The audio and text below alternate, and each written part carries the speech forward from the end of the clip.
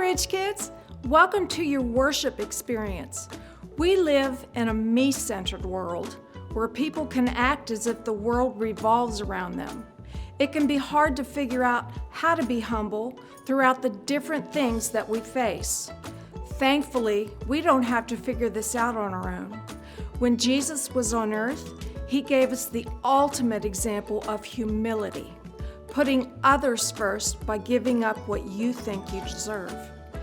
Jesus is God, and he put that aside for us.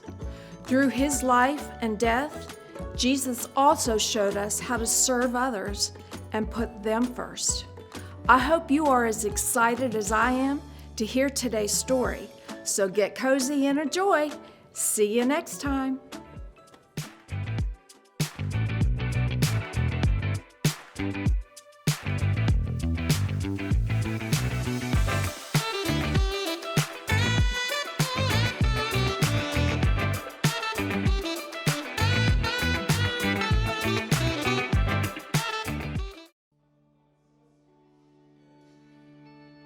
When the night is darkest and I feel weary, I'm not alone, 'cause you are with me. A new day is coming, I see light, and the sun will rise,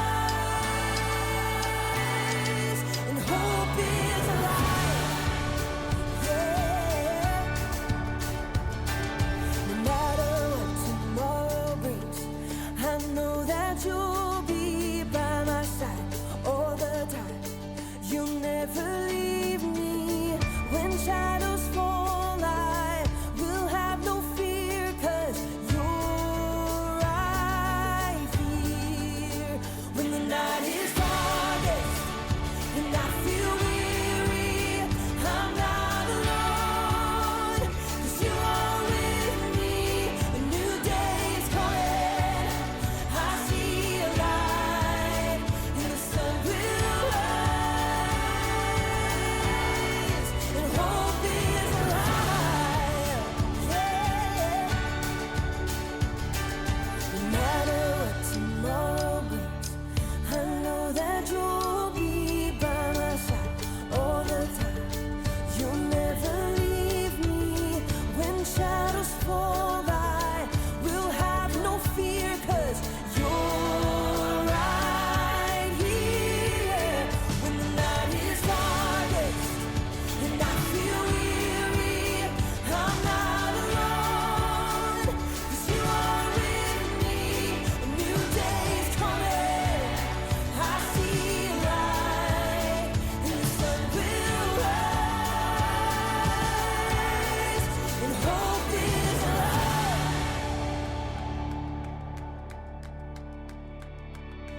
You are a light that makes a way when I am lost. You love with everything you have, no matter the cost. You are my hope, and I will trust you with all my life. You are a light that makes a way when I am lost. You love with everything you have, no matter the cost. You are my hope, and I will trust you with all my life, yeah.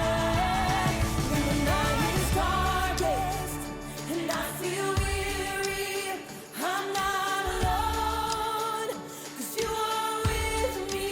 A new day is coming, I see a light. When the night is darkest and I feel weary, I'm not alone, 'cause you are with me.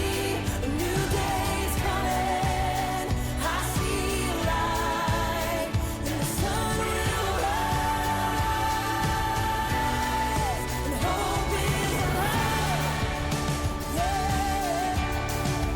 Hope is alive.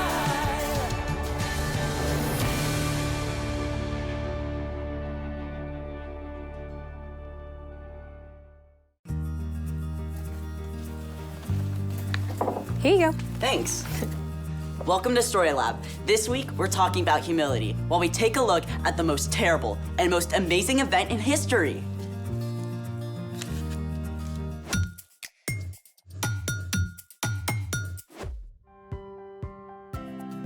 Hey, I'm Skylar. And I'm Sebastian. We're talking about humility, which is putting others first by giving up what you think you deserve. And we're also celebrating the most amazing example of humility ever. Easter! How are you celebrating? I practice my crafty skills.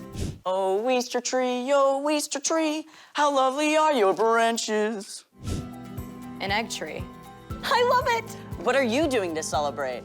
My mom makes these really awesome hot cross buns for Easter breakfast, but they take forever.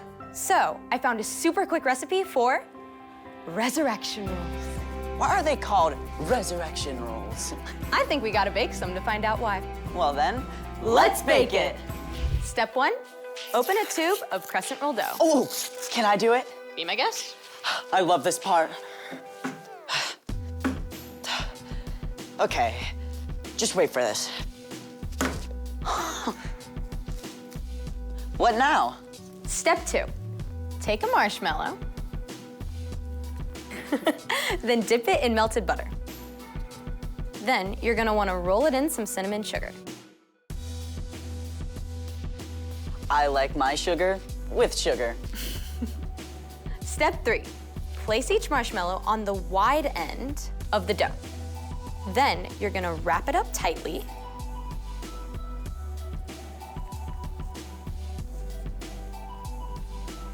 Then tuck in the ends.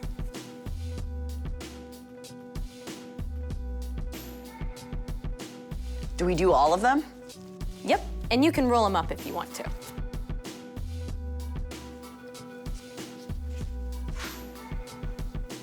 That's it? Well, they have to bake for about 11 minutes. Well, that's just enough time for... The story before the story. Today, we're in John, the 4th book in the New Testament. But before John, in the very beginning, out of a deep, deep love, God made an amazing world. But when people turned away from God, the world was broken. God made a plan to draw people back into relationship. So, at the right time, God sent his very own son, Jesus. When Jesus grew up, he traveled from town to town, teaching and healing. People were ready to make him king.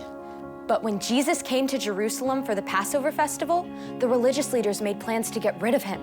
At a special Passover meal with his friends, Jesus shared one way people would know his followers, by their love.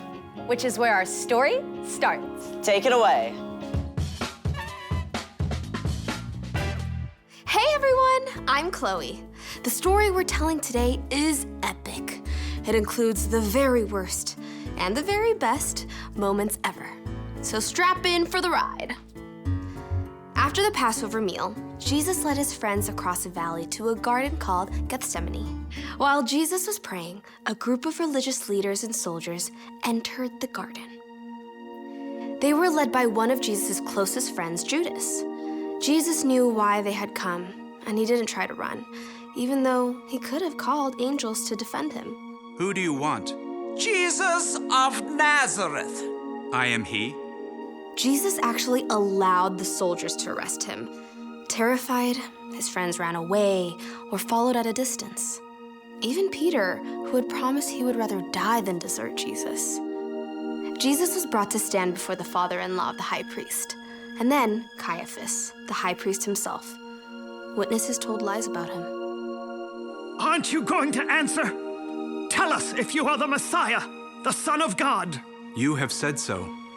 From now on, you will see the Son of Man sitting at the right hand of the Mighty One. Jesus had just claimed to be God's son. It was what the religious leaders were waiting for. But they couldn't sentence him to die, so they sent him to the Roman governor Pilate. Pilate questioned Jesus and couldn't find that he had done anything wrong, so he brought him out to the crowd.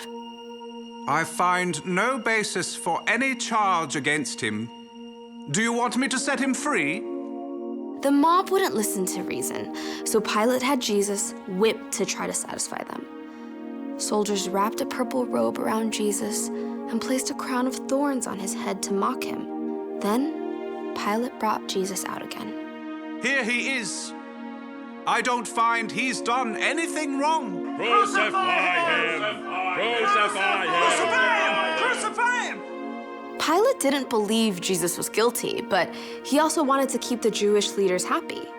So he sent Jesus to be killed by crucifixion. Jesus even had to carry his own heavy wooden cross through the dusty streets of Jerusalem. Outside the city walls, on the barren hill of Golgotha, Jesus was nailed to the cross. The soldiers placed him between two common thieves. Though most of Jesus' followers were hiding, his mother Mary and several others huddled below to see what would happen. At noon, darkness settled over the land. At last, Jesus cried out. It is finished. Then he bowed his head and died. The earth shook. Rocks split wide open. It was the deepest, darkest moment the world has ever known. God's very own son had chosen to give up his life. A follower of Jesus named Joseph from Arimathea took Jesus' body and laid it in his own tomb cut out of rock. A heavy stone was rolled across the entrance. Through the darkness of Friday and Saturday, Jesus' friends hid out, afraid the religious leaders might come for them too. But early Sunday morning, Mary Magdalene went to the tomb with special spices to place on Jesus' body. When she arrived in the garden, she discovered the stone had been removed, and the tomb was empty. After the terrible events of the last few days, Mary had no idea what to think. She ran to the place where Jesus' disciples were staying. They have taken the Lord out of the tomb, and we don't know where they have put him. Peter and John raced ahead to see what had happened. The tomb was empty, just as Mary had told them. The linen cloths that had been wrapped around Jesus' body lay limp on the stone. Confused, the men left, but Mary had reached the tomb again. In the growing light, she leaned down to look inside, tears clouding her vision. This time, the tomb was not empty. Two brilliant angels sat there. When Mary turned away, she saw a man standing nearby. Woman, why are you crying? Through her tears, Mary thought he must be a gardener. Sir, did you carry my Lord away? Tell me where you have put him. Mary. As Jesus spoke her name, Mary was overcome with joy. She threw herself at his feet. Teacher! Gently, Jesus lifted her up. Do not hold on to me. Instead, go to those who believe in me. Tell them I am ascending to my Father and your Father, to my God and your God. All the darkness of the last few days was swept away. Mary rushed to find Jesus' friends. I have seen the Lord. Jesus' return to life doesn't just mean that he was alive again. It means we don't have to be afraid of death anymore. It means that everything wrong will one day be made right again. It means that anyone who believes in and follows Jesus can have life forever with God. The end.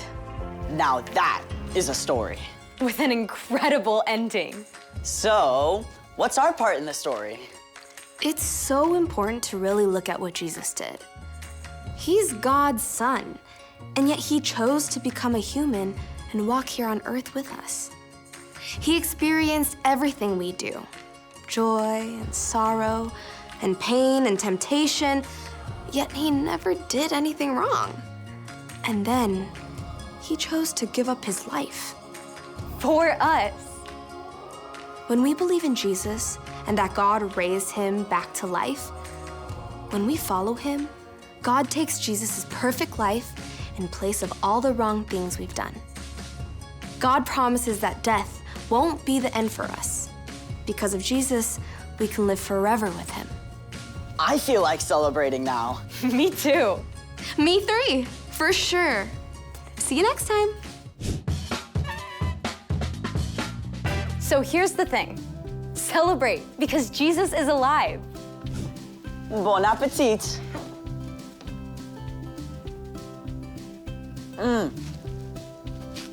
Hey, wait a minute. There's nothing in here. Yep, the marshmallow's gone. Oh, like the empty tomb on Easter morning. I knew you'd get there. Thanks for joining us in the Story Lab. See you next time. Are really good.